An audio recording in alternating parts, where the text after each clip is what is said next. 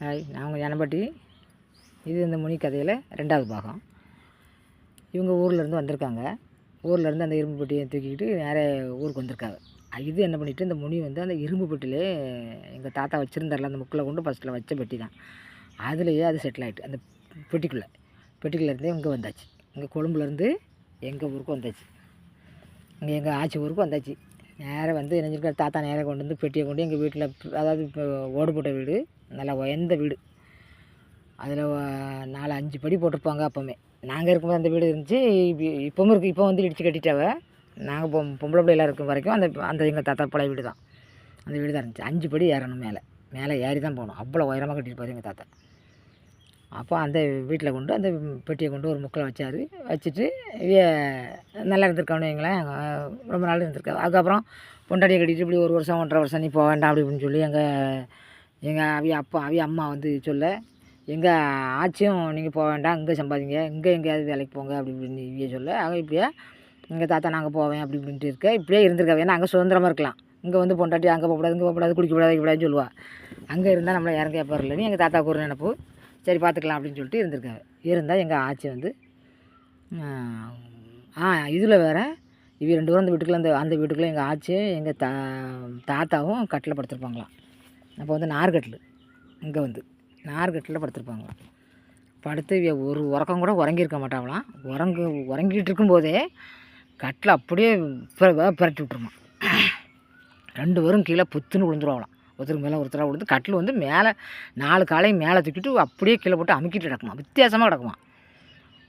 பாய்ந்து அலறி ராத்திரி எந்திப்பாங்களாம். எந்திரிச்சு மண்ணெண்ணெய் விளக்க பொருத்தியாச்சுன்னா, அப்போ விளக்கு தானே, மண்ணெண்ணெய் விளக்கு தானே எல்லா இடத்துலையும் மண்ணெண்ணெய் விளக்கு. அந்த விளக்கை பொருத்தி பார்த்தாச்சுன்னா கட்டில் பப்புறப்படி இருக்குமா, அடித்து புரண்டு எந்திப்பாங்களாம். இது வந்து தினம் நடந்துகிட்டு இருந்திருக்கு. பிறகுகளுக்கு உறக்கமே வராது. பிறகு பலன்னு விடிய 3 மணி 4 மணிக்கு ஆள் நடந்த மாதிரி வீட்டுக்குள்ளே இந்த கட்டச்செருப்பு போட்டு நடக்கும்ல, சடக் சடக் சடக்குன்னு அந்த மாதிரி சடக் சடக் சதம் கேட்குமா. எங்கள் ஆச்சிக்கு கண்ணில் தூக்கமே இல்லாமல் ஆகிட்டான். கிறுக்கு பிடிச்ச மாதிரி எங்கள் தாத்தா எங்கள் ஆச்சி இருந்துச்சான். என்ன இப்படி இருக்குது, நம்ம நைட்டு அசந்து பகலை தான் தூங்கினபடி. அதுவும் பகலை அந்த வீட்டில் படுக்க மாட்டாங்களா, அதுக்கு அடுத்த வீட்டில் 2 வீடு, முன்ன ஒரு வீடு பின்னாடி ஒரு வீடு, ஒரே நேர் பார்த்த வாசல், மத்தியில் தார்சா. அப்போ அந்த கரை வீட்டில் பகலை படுப்பாகலாம். பகலை வந்து மாமியாருக்கு மாரி எல்லோரும் இருப்பாவில்ல. அப்போ பகலை வந்து மாமியார் தூங்காது, அதனால் மாமியார் வீட்டில் படுத்துக்கிறது. நைட்டுக்கு இங்கே புருஷன் மாட்டி 2 பேரும் படுத்தாச்சுன்னா இந்த மாதிரி பிரச்சனையாக இருக்குமா. உடனே சொல்லியிருக்காவ, இப்படிலாம் இருக்குது, ஏன் என்ன பண்ணேன்னு தெரில, இப்படி கட்டிலோடு தூக்கி கீழே விழுந்துடுறோம் 2 பேரும் அப்படின்னோடனே எல்லோரும் சிரிப்பாகலாம். அப்போ ஏன்னா புருஷன் முன்னாடியில் 2 பேரும் புருஷன் கொழும்புலேருந்து வந்திருக்காவ, அப்படி இப்படின்னு சொல்லி நக்கல் அடித்து சிரிப்பாகலாம். இதை காரியமாக கொள்ளலை. எதுக்கு இந்த மாதிரி விரட்டி விழுவா, அப்படியே விழுவாவ அப்படிங்கிற மாதிரி. 2 பேருமே விழுந்தேன்னு சொல்லும்போது கூட அங்கே ஆச்சு அதை பார்க்கலை. உடனே என்னப்பா இப்படி இருக்குன்ட்டு கடைசியில் இப்படியே அண்ணாடு கீழே விழுறது. சில அன்னைக்கு உஷாராயிருவாங்களாம். கட்டில் பிறலும் போதே உஷாராயிருவாங்களாம், அலறிடுவாங்களாம். இந்த மாதிரியே இருந்திருக்கு. இந்த உடனே என்னதோ உள்ளே இருக்குன்னு சொல்லியிருக்காவ. எங்கள் ஆச்சியோட தம்பி ஒரு ஆள் தம்பி இருந்தார். அவர் தான் எங்கள் தாத்தா, எனக்கு தாத்தா. எங்கள் அம்மைக்கு மாமன், எங்கள் ஆச்சிக்கு தம்பி. அவர் என்ன செஞ்சுருக்காரு, எதுக்கு இப்படி இருக்குது அப்படின்னு சொல்லிட்டு அவர் கொஞ்சம் நோட்டம் போட்டிருக்காரு. நோட்டம் போட்டாலும் நைட்டு வந்து அந்த வீட்டுக்குள்ள வந்து படுக்க முடியாது. நான் படுக்கிறேன், நீங்கள் வெளியே வாங்கன்னா வேறு வீடு கிடையாது படுக்கிறதுக்கு. அதனால் மாமியார் வீட்டில் மாமியார் மாமனார் எல்லோரும் இருக்காவ, தம்பி பொண்டாட்டி எல்லோரும் இருக்காவா அந்த வீட்டுக்குள்ளே போய் நம்ம படுக்க முடியாது அப்படின்னு சொல்லிட்டு இப்படியே கிடந்திருக்காவ. எங்கள் தாத்தாவும் கொஞ்சம் நோட்டம் போட்டிருக்காரு. தங்கச்சி கீழே விழுந்துட்டா வாங்கிட்டான்னு தெரிஞ்ச உடனே அவர் தான் கொஞ்சம் துடிப்பார் போல இருக்குது. அவர் தான் அப்படிலாம் இருக்காதா, எப்படி புருஷன் பொண்டாட்டினா எப்படியா கட்டிலோடைய விழுறாவ அப்படிங்கிற மாதிரி அவர் நினச்சிருக்காரு. நினச்சி இப்படியே பிரச்சனை உள்ளே ஓடிக்கிட்டு இருந்திருக்கு. கடைசியில் எங்கள் ஆச்சி குழந்தை உண்டாயிட்டு.